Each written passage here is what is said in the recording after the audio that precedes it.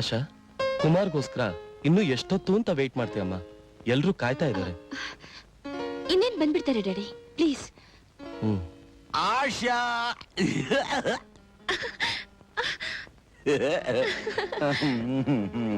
ಬನ್ನಿ ಕುಮಾರ್.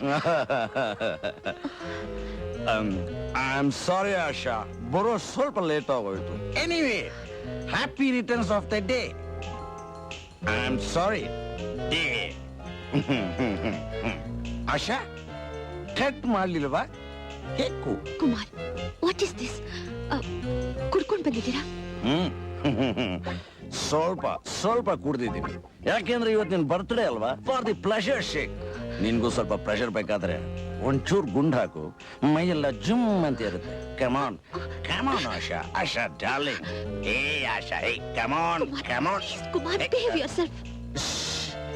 ನಾನಿಲ್ಲಿ ಗುಂಡ್ ಹಾಕಿರೋದು ಯಾರಿಗೂ ಗೊತ್ತಿಲ್ಲ. ನಾನು ತುಂಬಾ ಸ್ಟಡಿ ಸ್ಟಡಿ, ನಾನು ತುಂಬಾ ಸ್ಟಡಿ ಆಗಿದ್ದೀನಿ. ಜೆಂಟಲ್ಮೆನ್ ಅಂಡ್ ಜೆಂಟಲ್ ಲೇಡೀಸ್, ಇವತ್ತು ನಾನು ನಿಮ್ಗೆ ಒಂದು ಹ್ಯಾಪಿ ನ್ಯೂಸ್ ಹೇಳ್ತೀನಿ. ಇವತ್ತು ಆಶಾಗೆ ಬರ್ತಡೇ. ಏನ್ರಿ ಇದು, ಬರ್ತ್ಡೇ ಪಾರ್ಟಿಗೆ ಈ ರೀತಿ ಕುಡ್ಕೊಂಡ್ ಬಂದಿದ್ದೀರಾ? ಬುದ್ಧಿ ಬುದ್ಧಿ ನನಗೆ ಹೇಳ್ತೀಯ? ಏಯ್, ನಾನು ಏನು ಮಾಡ್ತಿದ್ದೀನಿ ಅಂತ ನನಗೆ ಗೊತ್ತು. ನನಗೆ ಯಾರು ಬುದ್ಧಿ ಹೇಳೋದು ಬೇಕಾಗಿಲ್ಲ. ಅಂಡರ್ಸ್ಟ್ಯಾಂಡ್?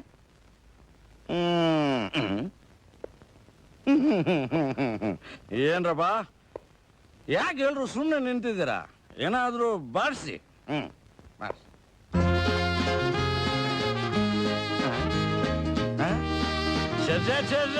Stop stop stop. ಇದು ಮ್ಯೂಸಿಕ್ಕಾ? ಮ್ಯೂಸಿಕ್ ಅಂದ್ರೆ ಹಾಗಿರ್ಬೇಕು. ನೀವು ಬಾರಿಸ್ತಾ ಇದ್ರೆ ಬಂದಿರೋ ಜನಗಳೆಲ್ಲ ಖುಷಿ ಪಡ್ಬೇಕು, ಕುಣಿದಾಡಬೇಕು. ಅದು ಮ್ಯೂಸಿಕ್. ನಿಮ್ ಸ್ಟೈಲ್ ಬೇಡ, ನಮ್ ಸ್ಟೈಲಿಗೆ ಬನ್ನಿ. ಅಂದ್ರೆ ಹೈ ಕ್ಲಾಸ್ ಬೇಡ, ಲೋ ಕ್ಲಾಸ್. ಹೇಗೆ ಅಂತೀರಾ? ಡಂಟಣಕರ ಟಕ್ಕರ ಟಕ್ಕರ, ಡಂಟಣಕರ ಟಕ್ಕರ. ಓಕೆ? ಏನಂದ್ರೆ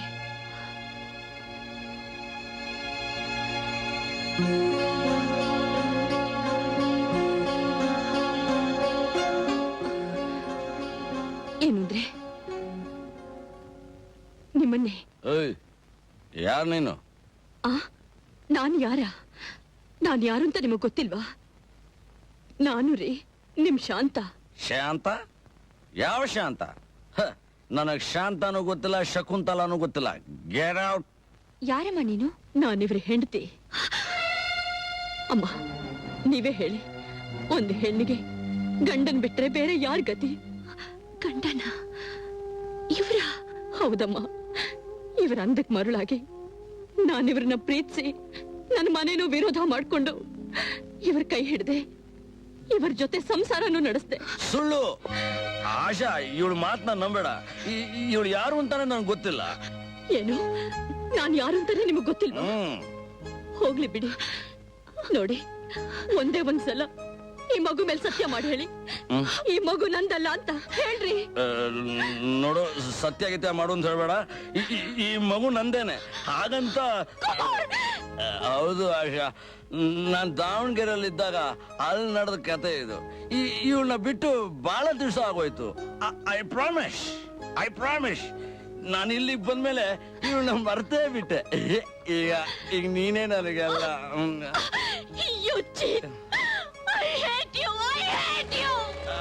ಆಶಾ, ಆಶಾ, ನನ್ನ ಮಾತು ಕೇಳು. ಸರ್, ಆಶಾ ನನ್ನ ಮೇಲೆ ಕೋಪಿಸ್ಕೊಂಡು ಹೊಟ್ಟೋಗ್ತಾ ಇದ್ದಾಳೆ ಸರ್. ನೀವಾದ್ರೂ ಒಂದು ಮಾತು ಹೇಳಿ ಸರ್. ಅವಳಿಲ್ದೆ ನನ್ನ ಕೈ ಇರಕ್ಕಾಗಲ್ಲ ಸರ್. ಬ್ಲಡಿ ಫೂಲ್, ನನ್ನ ಮಗಳ ಬಾಳಿನ ಜೊತೆ ಆಟ ಆಡಿದ್ದು ಅಲ್ದೆ ಇವತ್ತು ಇಷ್ಟು ಜನಗಳ ಮುಂದೆ ನನ್ನ ಮಾನ ಮರ್ಯಾದೆನೆಲ್ಲ ಹಾಳು ಮಾಡ್ಬಿಟ್ಟಿ ಅಲ್ಲೋ.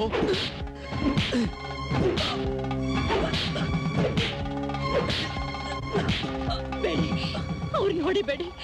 ನಿಮ್ಮ ಕೈ ಮುಗಿದು ಕೇಳ್ಕೊಳ್ತೀನಿ, ಅವ್ರಿಗೆ ಹೊಡಿಬೇಡಿ, ಅವ್ರನ್ನ ಬಿಟ್ಬೇಡಿ.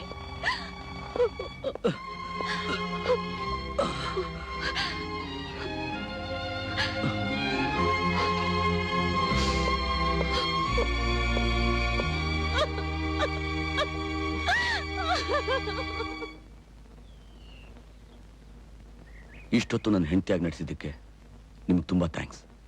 ತಗೊಳ್ಳಿ. ದಯವಿಟ್ಟು ಬೇಡಿ. ಪ್ರೀತಿ ಅನ್ನೋ ಹೆಸರಿನಲ್ಲಿ ಹೆಂಗಸರನ್ನ ನಂಬಿಸಿ ಮೋಸ ಮಾಡೋ ಎಷ್ಟೋ ಜನರಿರೋ ಈ ಪ್ರಪಂಚದಲ್ಲಿ ಒಂದು ಹೆಣ್ಣಿನ ಜೀವನ ಹಾಳಾಗಬಾರದು ಅನ್ನೋ ಒಂದೇ ಒಂದು ಕಾರಣಕ್ಕೋಸ್ಕರ ತನ್ನ ಬಾಳನ್ನೇ ತ್ಯಾಗ ಮಾಡ್ತಿರೋ ಒಬ್ಬ ನಾನಿವತ್ತು ಪ್ರತ್ಯಕ್ಷವಾಗಿ ನೋಡ್ತಾ ಇದ್ದೀನಿ. ಹೆಣ್ಣಿನ ಬಾಳಿಗೆ ಇಷ್ಟೊಂದು ಮಹತ್ವ ಕೊಡ್ತಿರೋ ಈ ನಿಮ್ಮ ದೊಡ್ಡ ಗುಣ ನೋಡ್ತಿದ್ರೆ ನನಗೇನ್ ಹೇಳ್ಬೇಕೋ ಗೊತ್ತಾಗ್ತಿಲ್ಲ. ಈ ಹಣನ ನಾನ್ ನಿಮ್ ಹತ್ರ ತಗೊಳ್ಳೋದ್ರಿಂದ ಈ ಋಣ ಇಷ್ಟಕ್ಕೆ ಮುಗಿದು ಹೋಗುತ್ತೆ. ನಾನ್ ನನ್ನ ಅಣ್ಣನಿಗೋಸ್ಕರ ಈ ರೀತಿ ನಟಿಸ್ದೆ ಅಂತ ತಿಳ್ಕೊತೀನಿ. ದಯವಿಟ್ಟು ನಿಮ್ಮ ಹೃದಯದಲ್ಲಿ ನನಗ್ ತಂಗಿಯನ್ನು ಸ್ಥಾನ ಕೊಟ್ರೆ ನನಗಷ್ಟೇ ಸಾಕು. ಬರ್ತೀನಣ್ಣ.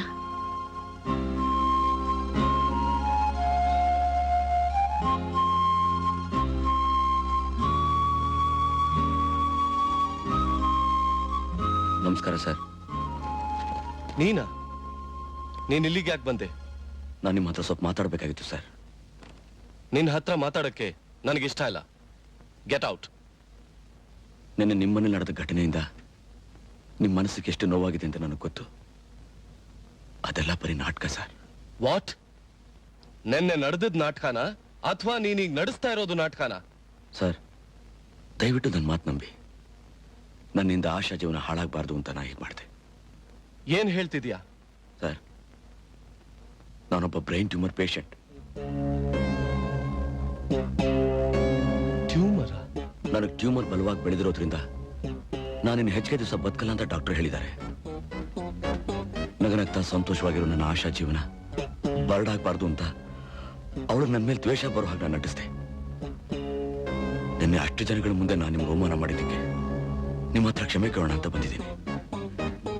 ದಯವಿಟ್ಟು ನನ್ನ ಕ್ಷಮಿಸ್ಬಿಡಿ sir. Kumar, I am sorry Kumar. I am extremely sorry. ನಿಜ ಏನು ಅಂತ ನನಗೆ ಗೊತ್ತಿಲ್ಲದೆ ನಾನು ನಿಮ್ಮ ಹತ್ರ ಮೃಗದಾಗ ವರ್ತಿಸ್ಬಿಟ್ಟೆ. ಕುಮಾರ್, ಎಷ್ಟೇ ಖರ್ಚಾದ್ರೂ ಸರಿ, ನಿಮ್ ಕಾಯಿಲೆನ ನಾನ್ ಗುಣಪಡಿಸ್ತೀನಿ. ಹಣ್ಣೆಲೆ ಖಂಡಿತ ಚಿಗುರೋಕ್ ಸಾಧ್ಯ ಇಲ್ಲ ಸರ್. ನನ್ನ ಜೀವನ ಮುಗಿದೋದ್ ಕತೆ ಸರ್. ದಯವಿಟ್ಟು ನೀವು ನನಗೊಂದು ಸಹಾಯ ಮಾಡ್ತೀರಾ? ಹೇಳಿ ಕುಮಾರ್, ಹೇಳಿ. ಯಾವುದೇ ಕಾರಣಕ್ಕೂ ಆಶಾಗಿ ವಿಷಯ ಗೊತ್ತಾಗಬಾರ್ದು ಸರ್. ಕುಮಾರ್, ನಿಮ್ಮ ಮನಸ್ಸಿನಲ್ಲಿ ಇಷ್ಟೊಂದು ವೇದನೆ ತುಂಬಿಕೊಂಡು ನನ್ನ ಮಗಳಿಗೋಸ್ಕರ ನೀವಿಂಥ ಒಂದು ತ್ಯಾಗ ಮಾಡ್ತಿದ್ದೀರಾ. ನಿಜವಾಗ್ಲೂ ಈ ನಿಮ್ಮ ದೊಡ್ಡ ಗುಣಕ್ಕೆ ನಾನು ಯಾವ ರೀತಿ ಕೃತಜ್ಞತೆ ಹೇಳಬೇಕು ನನಗೆ ಗೊತ್ತಾಗ್ತಿಲ್ಲ. Really really you are great. God bless you.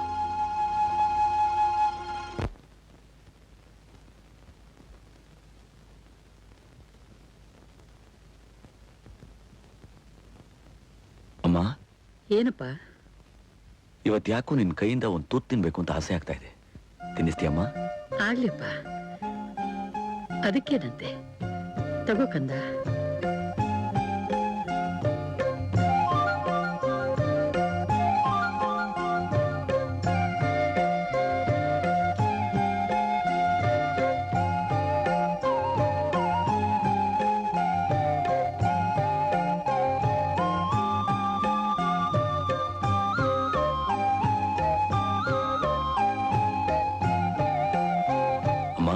ಏನಪ್ಪ? ಒಂದು ವೇಳೆ ನನಗೇನಾದ್ರೂ ಆಗೋಗ್ಬಿಟ್ರೆ? ಕುಮಾರ್, ತಮಾಷೆಗೂ ಹಾಗನ್ಬೇಡಪ್ಪ. ಅದನ್ನ ಕೇಳಿ ನನ್ನ ಕೈಲಿ ತಡೆಯೋಕ್ಕಾಗಲ್ಲ. ಅಣ್ಣ, ಇನ್ಮೇಲೆ ನೀನ್ ಹೀಗೆಲ್ಲ ಮಾತಾಡಿದ್ರೆ ನನ್ ಮೇಲೆ ಆಣೆ. ಹಾ ನರಸಿಂಹ, ಇನ್ನೂ ಎಷ್ಟು ದಿವಸ ಅಂತ ಹೀಗೆ ಕೊಡ್ತಿರ್ಬೇಕಯ್ಯ? ನನಗಿದ್ರಿಂದ ಯಾವಾಗಯ್ಯ ಬಿಡುಗಡೆ? ಡೋಂಟ್ ವರಿ ಭುಜಂಗ, ಪ್ರತಿ ಒಂದಕ್ಕೂ ಒಂದು ಟೈಮ್ ಅಂತ ಇರುತ್ತೆ. ಆ ಟೈಮ್ ಬಂದಾಗ ಎಲ್ಲ ತಾನಾಗೆ ಬಿಡುಗಡೆ ಆಗುತ್ತೆ. ಅಲ್ಲಿವರೆಗೂ ಹಣ ಕೊಡೋದು ನಿಲ್ಲಿಸಬಾರ್ದು. ನೀನಿನ್ನ ಹೋಗ್ಬೋದು. ಔಟ್. ಹಲೋ. ಹಲೋ ಧರ್ಮ. ನೀನಾ? ಏನ್ ವಿಷಯ? ವಿಷಯ ಇಲ್ಲದೆ ಈ ನರಸಿಂಹ ಯಾವಾಗಲೂ ಫೋನ್ ಮಾಡೋದಿಲ್ಲ ಧರ್ಮ.